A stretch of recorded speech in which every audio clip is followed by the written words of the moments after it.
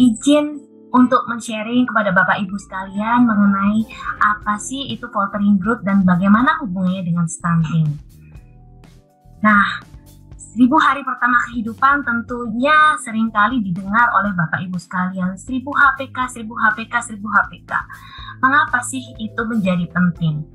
Kita tahu bahwa 1000 hari pertama kehidupan itu mulai dari sejak bayi dalam kandungan selama 9 bulan dan dilanjutkan dengan 2 tahun pertama setelah bayi itu lahir. Pentingnya adalah bahwa pada 1000 hari pertama kehidupan terjadi pertumbuhan otak yang sangat pesat. Volume otak bertambah sekitar hampir 80% di 2 tahun pertama. Juga perkembangan kognitifnya, kemampuan sosio-emosionalnya, motoriknya akan berkembang pesat pada 1000 hari pertama kehidupan ini. Sehingga nutrisi sangat berperan penting. Faktor-faktor lain yang berperan juga dalam tumbuh kembang optimal anak adalah genetik dan lingkungan. Seperti apa sih lingkungan? Contohnya ada pola pengasuhan dari orang tua, bagaimana stimulasinya, kondisi psikologisnya, kesehatan, imunisasi, juga kebersihannya.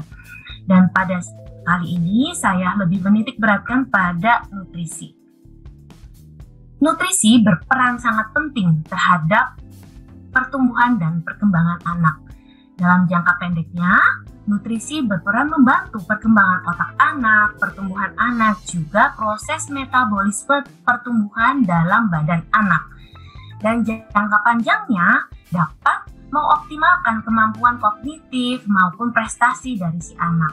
Juga meningkatkan kekebalan tubuh dan menurunkan risiko penyakit seperti diabetes, obesitas, penyakit jantung maupun stroke.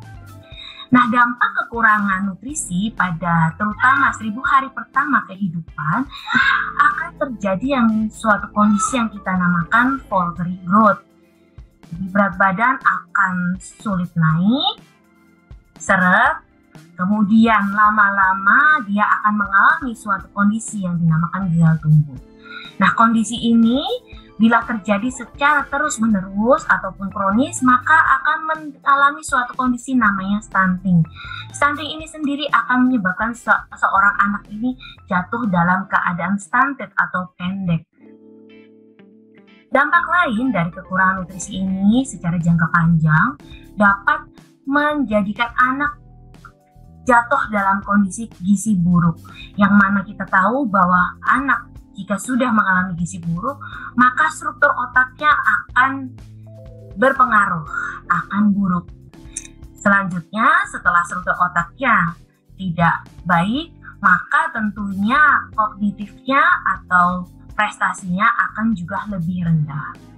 Selain itu, dampak dari terjadinya stunting pada anak akan mudah sekali terjadi suatu kondisi infeksi.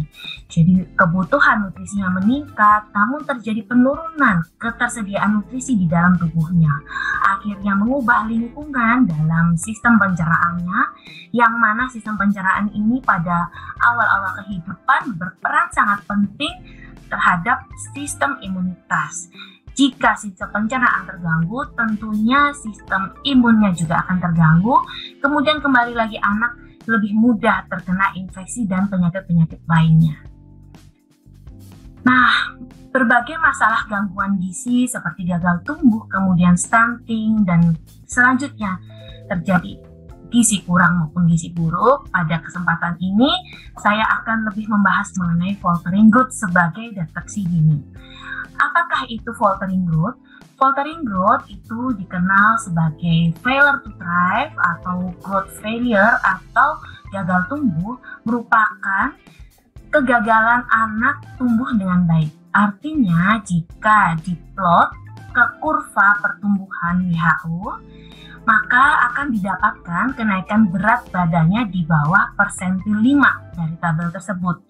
Juga jika diplot ke dalam kurva WHO berat badan berdasarkan usia, maka akan terdapat tren kurva menurun atau flat.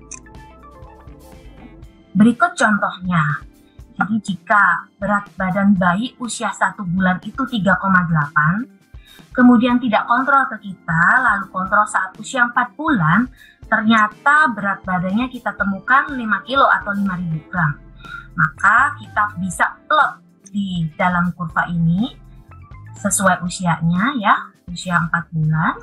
Kita kurangin 5.000 pada saat sekarang, dikurangin pada usia 1 bulan 3,8 menjadi 1.200. Jadi kenaikan berat badannya pada anak ini adalah 1.200. Kemudian kita taruh di grafik ini atau tabel ini, kita lihat 1.200 posisinya di mana.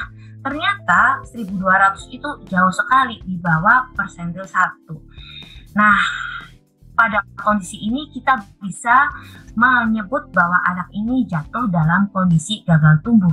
Karena kita tahu definisi bahwa bila didapatkan kenaikan berat badan di bawah persentil 5, maka anak dapat disebut sebagai gagal tumbuh.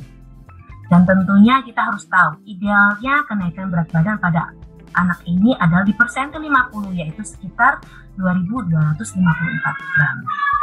Nah, ada pun berbagai penyebab dari fail to thrive atau faltering growth atau gagal tumbuh ini dibagi menjadi 3 besar, yaitu yang pertama, asupan kalori yang tidak adekuat. Jadi asupan gizi yang diberikan kepada anak itu kualitas maupun kuantitasnya kurang. Misalnya pada bayi yang baru lahir timbul masalah dalam menyusui, posisi maupun perlekatannya tidak benar. Kemudian juga dalam pembuatan formula yang tidak sesuai, misalkan terlalu cair, ataupun juga pada bayi mengalami reflux atau kumo-kumo yang terlalu sering, juga hal-hal lain itu dapat menjadi faktor penyebab dari asupan kalori tidak adekuat yang akhirnya berdampak menjadi gagal tumbuh. Penyebab kedua adalah gangguan penyerapan, seperti contohnya pada kondisi alergi makanan, alergi susu sapi, ataupun penyakit diare. Yang ketiga adalah kebutuhan kalori yang meningkat, yaitu pada anak atau bayi yang mengalami penyakit seperti penyakit jantung bawaan,